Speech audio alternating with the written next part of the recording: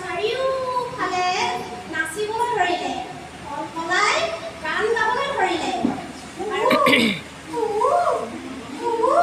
এটা সুন্দৰ পৰিৱেশ হৈ আছে। আৰু এনেকে এজাক ডাঙৰ ধুমুহা আহিল আৰু এই ধুমুহাজাকক গছজোপা বেছি লৰিবলৈ ধৰিলে আৰু তাৰ পৰা ফুল আৰু ফলবিলাক সৰি পৰিল। ফুল ফলবিলাক সৰি পৰা দেখি আৰু গছজোপাটো বেছি ধুমুহাৰ বতাহ ভয়তে পখিলাখিনি তাৰ পৰা উৰি গুচি গ'ল।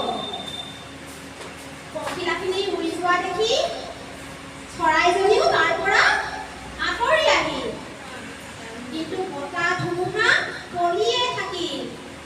এনেদৰে বলি বলি এটা সময়ত ধুমুহা নাইকিয়া হৈ গ'ল আৰু গছজোপা পুনৰ আগৰ অৱস্থালৈ আহিল আৰু লাহে লাহে গছজোপা পুনৰ ফুল ফল লাগিবলৈ ধৰিলে আৰু ফুল ফল লগা দেখি পুনৰ আমাৰ মৰম লগা পখিলা কেইজনী উৰি আহি আহি ফুল আৰু ফলত পৰিবলৈ ধৰিলে। ফুল ফলৰ চাৰিওফালে উৰি আহি পৰা দেখি মৰম লগা কণমানি চৰাইজনী